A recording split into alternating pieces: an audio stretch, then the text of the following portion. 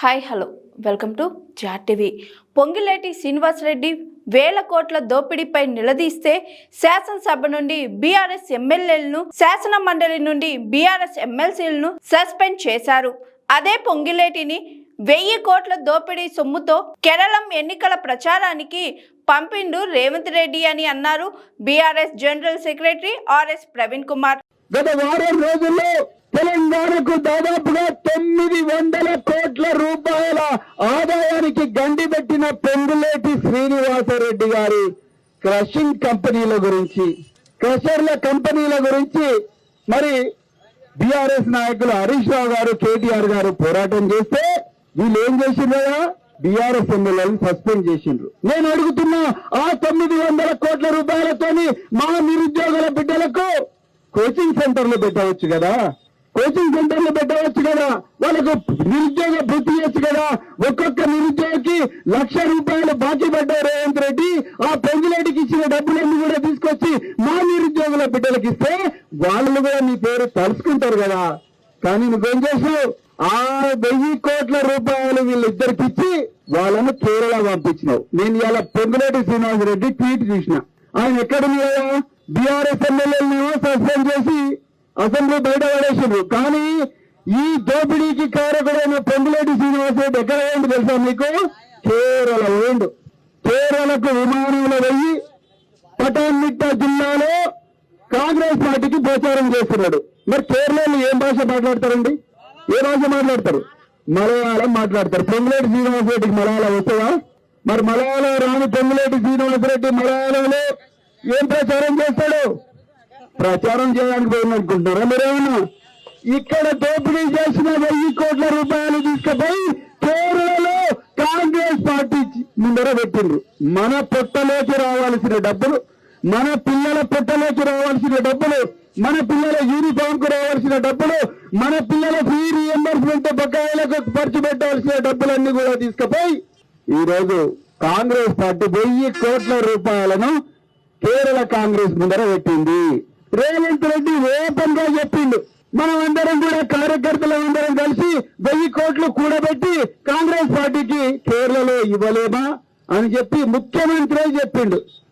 పొద్దున లేస్తేనే రేవంత్ రెడ్డి దేంతో మొదలు పెడతాడు? వాళ్ళు ఎక్కడ భూస్కాన్ చేయాలి, ఎక్కడ దందా చేయాలి, ఎక్కడ మా నలుగురు అన్నదమ్ములకు ఈ తెలంగాణ ఆస్తిని కట్టబెట్టాలి, ఎక్కడ కంపెనీలు పెట్టించాలి, ఏ దగ్గర ఏ టెండర్లో పొంగులేటికి ఎంత ఇవ్వాలి, మెగా కృష్ణారెడ్డికి ఎంత ఇవ్వాలి, మా అల్లుడు సూజన్ రెడ్డికి ఎంత ఇవ్వాలి, లేకపోతే రమేష్ రెడ్డికి ఎంత ఇవ్వాలి. ఎందుకు కురువైపల్లె గురించి ఎందుకు ఆలోచిస్తలేరు? ఈ పాలమూరు ముద్దుబిడ్డ భరత్ అనే విద్యార్థికి ఎందుకు కాంట్రాక్ట్లు ఇవ్వద్దు? ఈ మోనేష్ మహారాజుకి ఎందుకు ఇవ్వద్దు? ఈ మునికి ఎందుకు ఇవ్వద్దు? దాస్ హనుమంతనాయుడికి ఎంత వద్దు? చక్రవర్రావుకి ఎందుకు ఇవ్వద్దు? నాగర్రెడ్డి వెంకటరామరెడ్డికి వద్దు?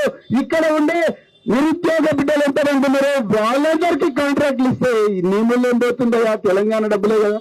నేను అడుగుతున్న తప్పును మీరు ఒకసారి చెప్పరు. నేను తప్పు చెప్తున్నా? నువ్వు ఎంతసేపు ఎవరికి ఇస్తున్నావు?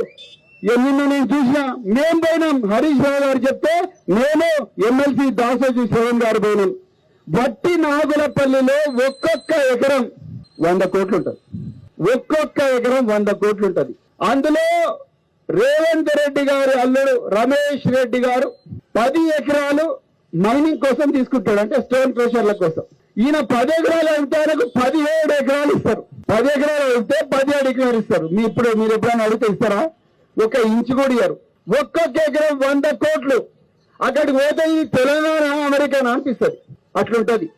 అక్కడ 17 ఎకరాలు ఇచ్చి వాళ్ళకు క్రషర్ మిషన్లు పెట్టిస్తే ఒక్కొక్క రోజు వాళ్ళ ఆదాయము 3 కోట్ల రూపాయలు. ఒక రోజు 3 కోట్ల రూపాయలు. 24 గంటలు పనిచేస్తారు మిషన్లు. వాళ్ళ నుంచి ప్రభుత్వానికి రావాల్సిన ఆదాయం 100 కోట్లు. కానీ వీళ్ళు ఒక్క పైసా కూడా కడతలేరు. మరి పొద్దున్న లేస్తే మీరు ట్రాక్టర్లలో ఏటి నుంచి ఇసుక వేయకపోతే తీసుకుపోయి పోలీసులు ఏం చేస్తారు? ట్రాక్టర్లను తీసుకుపోయి పోలీస్ స్టేషన్లో పెడతారు, టిప్పర్లను తీసుకుపోయి పోలీస్ స్టేషన్లో పెడతారు, టీడీపీపీ యాక్ట్ కింద కేసులు పెడతారు. మీకు మైనింగ్ లైసెన్స్ లేదని చెప్పి మిమ్మల్ని బొక్కలేస్తారు. మరి ఎందుకు ఇవ్వాలి? రేవంత్ రెడ్డి బంధు రమేష్ రెడ్డిని ఎందుకు ఇవ్వలేదు? ఆలోచించరు ఎప్పుడన్నా?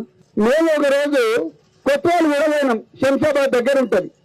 కొత్వాలగూడలో రాఘవ కన్స్ట్రక్షన్స్ అని ఒక కంటైనర్ మీద బోర్డు రాసి బాజాప్తా లైసెన్స్ లేకుండా పెద్ద ఎత్తున క్రషింగ్ చేస్తున్నాడు పొంగులేటి శ్రీనివాసరెడ్డి కొడుకు.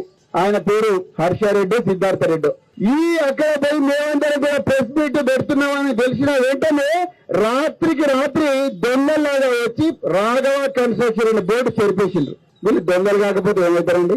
ఒక సాక్షాత్తు సీనియర్ కేబినెట్ మంత్రి, రెవెన్యూ మంత్రి ఇలా వచ్చి దొంగతనంగా రాఘవ కన్స్ట్రక్షన్ బోర్డు తీసేసి మరి ఇలా దోపిడీకి పాల్పడుతున్నాడు. Hi, this is Swathi. Like చేయండి, షేర్ చేయండి, కమెంట్ చేయండి అండ్ సబ్స్క్రైబ్ చేయండి GRTV.